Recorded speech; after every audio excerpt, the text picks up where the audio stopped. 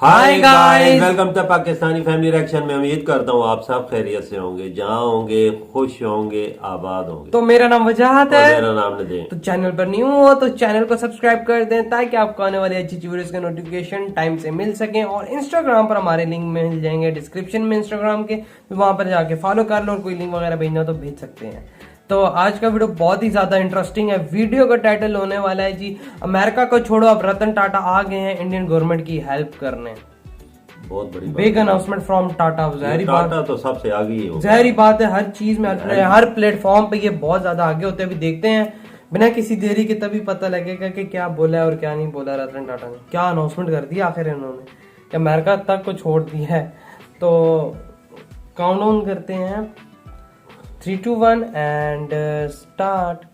आज की सबसे बड़ी खबर टाटा ग्रुप से निकल कर आ रही है, जिसके बाद एक बार फिर से साबित हो जाएगा कि आदरणीय रतन टाटा जी को भारत रत्न से सम्मानित करने की मांग समय समय पर क्यों उठती है और क्यों भारत की आम जनता उनको भारत रत्न का सबसे बड़ा हकदार समझती है। सबसे पहले तो ये जितनी भी बड़ी बड़ी मल्टीनेशनल कंपनियां हैं, बिजनेसमैन है, कॉर्पोरेट हाउसेज हैं, ये सभी लोग अपनी कमाई का बेहद छोटा सा अमाउंट चैरिटी या फिर अपनी सोशल रिस्पॉन्सिबिलिटी के लिए खर्च करते हैं, लेकिन उसको हाईलाइट बहुत ही बड़े पैमाने पर किया जाता है। मगर टाटा ग्रुप ने इतने सालों से अपनी सोशल रिस्पॉन्सिबिलिटी बखूबी निभाई है और जितना कमाया है उससे कई ज्यादा टाटा ग्रुप ने तो सोसाइटी को वापस भी दे दिया है। फिर वो बात करें कमाई का 66% हिस्सा सोसाइटी के चैरिटेबल कामों के लिए खर्च करना हो, या फिर किसी भी प्राकृतिक आपदा के समय भारतीय सरकार की मदद करनी हो, या फिर आर्थिक मंदी हो, या फिर बेरोजगारी, या फिर भारतीय सेना की मदद ही क्यों न करनी हो, देश को हमेशा संकट की घड़ी से बाहर निकालने के लिए टाटा ने कई अलग अलग तरीकों से अपना योगदान दिया है।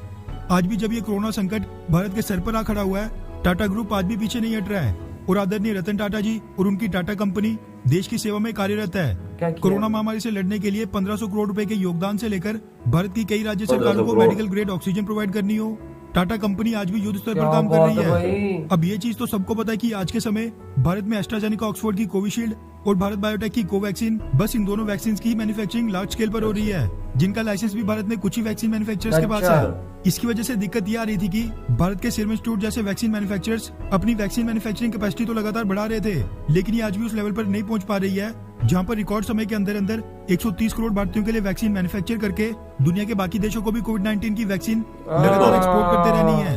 मोटे तौर पर तो आज के समय भारतीय सरकार और दुनिया भर के सामने वैक्सीन शॉर्टेज का संकट आ खड़ा हुआ है, जिसको दूर करने का फैसला किया है टाटा ग्रुप ने। दरअसल the economic times, times now, free press और कई बड़े बड़े मीडिया हाउसेस के वाले से मीडिया रिपोर्ट सामने निकल कर आ रही है कि टाटा ग्रुप की arm Tata medical and diagnostics Bharat में बेहद लार्ज स्केल पर कोविड-19 की लाइसेंस प्रोडक्शन के लिए एस्ट्राजेनेका और जॉनसन एंड जॉनसन कंपनी के साथ टाई अप करने जा रही है, जिसके लिए फिलहाल नेगोशिएशंस आखिरी दौर में है।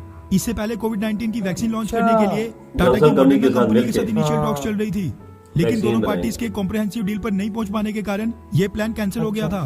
इसलिए टाटा अब एक नहीं बल्कि 2-3 वैक्सीन मैन्युफैक्चरर्स के साथ नेगोशिएशन कर रहा है ताकि किसी भी तरह कोविड-19 की वैक्सीन मैन्युफैक्चरिंग भारत में लार्ज स्केल पर की जा सके और ज्यादा से ज्यादा लोगों को वैक्सीनेट किया जा सके। इनिशियल रिपोर्ट्स के मुताबिक टाटा ग्रुप कोविड-19 की वैक्सीन को आम लोगों और सरकार के लिए काफी अफोर्डेबल बनाना चाहता है ताकि इस महामारी से लड़ाई में आम आदमी और सरकार दोनों पर से ही बोझ कम हो। इसलिए वो वैक्सीन मैन्युफैक्चरिंग में कदम रखने जा रहे हैं। इसी के साथ केंद्र और राज्य सरकारों की मदद करने के बाद टाटा ऑक्सीजन डिमांड से लेकर बाकी की कोविड नीड्स पूरी करने के लिए अपोलो से लेकर मैक्स जैसे देश के बड़े बड़े हॉस्पिटल्स सभी के कांटेक्ट में है। वहीं टाटा ने ये भी ऐलान कर दिया है कि वो अपने 6 लाख से ज्यादा एम्प्लॉइज और ट्रेड पार्टनर्स को फ्री में वैक्सीनेट करेंगे। कंपनी के अधिकारी के मुताबिक आगे आने वाले समय में भारत में वैक्सीन की डिमांड बहुत ही बड़ी है, जिसको पूरा करने के लिए टाटा एक्टिवली काम करना चाहता है। अब ये बात तो सबको पता है कि टाटा ग्रुप भारत ही नहीं दुनिया भर में बहुत ही लार्ज स्केल पर काम करने के लिए जाना जाता है। इसीलिए अगर टाटा ग्रुप कोविड-19 की वैक्सीन मैन्युफैक्चरिंग में पैर रखेगा तो इसका प्राइस अफोर्डेबल तो जरूर होगा, लेकिन इसकी प्रोडक्शन भी बेहद लार्ज स्केल पर होगी, जिससे भारतीय सरकार को तो बहुत ही बड़ी राहत मिलने वाली है। खैर, रतन टाटा जी के इन्हीं विश्व कल्याणकारी कामों को देखकर आज पूरा भारत उनको सलाम करता है। वैसे आपको क्या लगता है कि क्या भारत के लिए रतन टाटा जी का इतना बड़ा योगदान हो गया है कि अब भारतीय सरकार को उनको भारत रत्न से सम्मानित करना चाहिए, हाँ या फिर नहीं? नीचे कमेंट करके अपनी राय सम्मानित तो करना चाहिए। हर मुश्किल घड़ी में आके हेल्प करते हैं, सबसे आगे। हाँ ना, इधर हुई है वीडियो खत्म। तो भाई इन्होंने इतना बड़ा अनाउंसमेंट कर दिया कि 3 कंपनियों से इनके अभी ये कर रहे हैं कि भाई हमें लाइसेंस मेरे ख्याल से मिल जाए और ये उसी टाइम इसकी प्रोडक्शन स्टार्ट कर सही बात है।